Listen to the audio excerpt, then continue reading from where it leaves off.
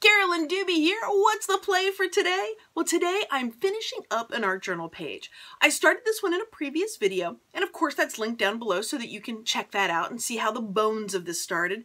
But now it's time to add the color. It's time to let the rainbow play on this.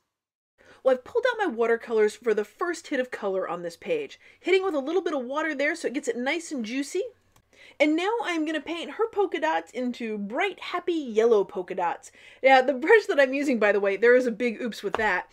I had placed an order for some new brushes, and I thought I was getting flat brushes, and it turns out I clicked Filberts instead. Well, I've not really spent a lot of time getting to know the Filbert brush, but I gotta tell you, Phil here is a pretty awesome little brush, and I'm thrilled that I'm playing with it, because it's working beautifully with this. Now, I love the word original on there, but I wanted more words. So I decided to look back at those printable sheets and see if there were any more words in there that I'd maybe overlooked or missed. And I could not believe it when the word Paris was on there. I didn't even remember that being there. Amazing how things can look different when you go back and look at them again. I want to put some more polka dots on here because there are dots all over the place. So I grabbed my Circles Laramie stencil. This is from Stencil Girl Products. And I've got some pink heavy body paint there. And I just want to get a bunch of bright pink polka dots. Cool thing about using a stencil is it's really easy to see where there are things that you want to avoid. So it made it easy for me to just work around her leg and those words so I didn't get any of my pink polka dots on that. Now, if I want things to look heavier or to be darker, I need to put more paint on there. So I am putting gobs and gobs of pink paint on there because I want it to be really opaque. I want that pink to really just pop and go wow. Now, my goal was to not have a super straight line at the top. That's why I didn't go all the way to the edge of the stencil, but it still felt, well, straighter than what I wanted. So I thought I'd bring in a magical baby wipe, and I just wiped some of it off. Only here's the thing, it's a used baby wipe, which means there might be other things on it like black paint. So guess what? If you take a baby wipe with wet paint on it to try and wipe something up, you might actually just end up smearing some things around. So I grabbed a fresh baby wipe and I'm just wiping off some of the paint to give it a slightly feathered edge here. Now, just because you've used a stencil on part of a page doesn't mean you can't bring that stencil right back on top. And so I want to put some pink in some of the windows, so I can just put that stencil right on top to selectively put pink in certain places. Now, how did I know to do this? How did I know what was the next layer or the next thing to add to this page? Well, it's because I understand the fundamentals of how to build up layers and how to ask myself questions that help me figure out what it is that I want to do next on a page. Now, there isn't time in this video to go in depth and detail about this, but it is all covered in my online workshop called Art Journaling Fundamentals. And there's a link down below with more of the details and information about it.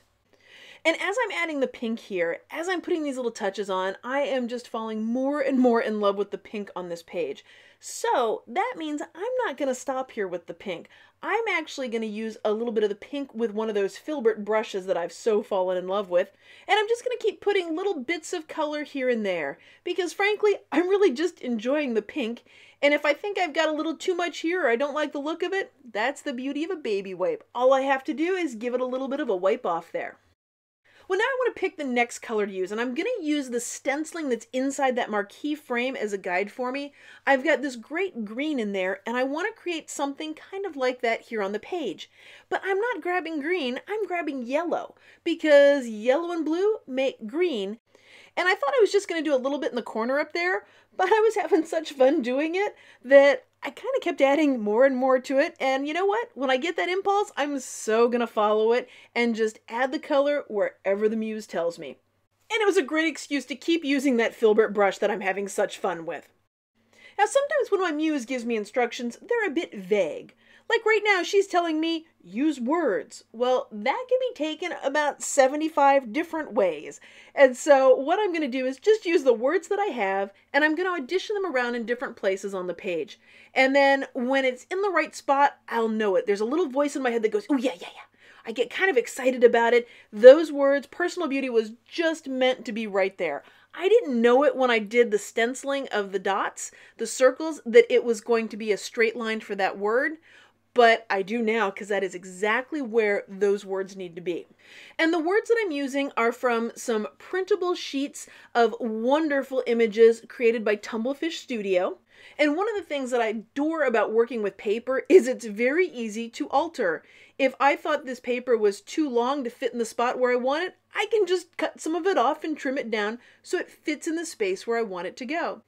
And you'll notice that I'm auditioning this one. I'm moving it around. Now, I had a spot in mind, my very first instinct and impulse of where I wanted it to go, but now I just feel this need to test it in all these different places. And after all this moving around, trying it all over the page, it's gonna land right back where it started. It just didn't quite fit anywhere else, so now it's in its proper home where it belongs on the page. So I'm gonna grab my glue stick and just glue that thing down before I change my mind again. I'm gonna commit with that glue stick.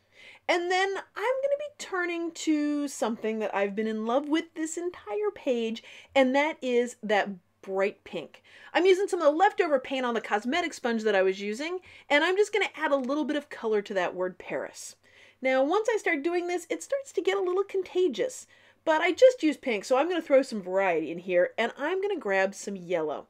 It's just another excuse to use that filbert and to get a little more color on the page. Because you know what? If the whole rainbow's not totally in play, I don't seem to be completely happy with the page.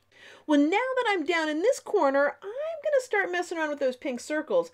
I'm going to bring the other half of the Circles Laramie stencil, and I'm going to position the little circles on top of the big circles. And I don't want them completely lined up. I want them just a little bit off center. And I'm going to select again from the stencil just part of it. I don't have to use the entire thing. I can use a portion. There again is no rule that you must use every single speck of a stencil. You can pick and choose. So in this one, I just did 3 of the rows there, and I positioned the little circle at the top of the bigger circle so it gives a certain look to the pattern there. Then I'm going to line the stencil up again, but I want the little circle in a different location on the big circle, so it almost looks, well, it just looks like it's kind of looking the other direction. And then I'm going to do one down here that's straight on in the center. So lots of possibilities for building patterns. We're using those 2 different kinds of circles because they are designed to go right on top of each other. And the last thing that I want to include in here is some journaling. So I'm going to grab a big fat Stabilo woody pencil and I am just going to scribble right on top of this. Well, thanks for joining me for today's play. If you've enjoyed this video, hit that subscribe button. That way you'll know as soon as I have a new video out. And if you'd like more play, head on over to my blog at acolorfuljourney.com and get signed up for my newsletter where I have a free downloadable video and PDF waiting for you. Thanks for letting me be a part of your colorful journey.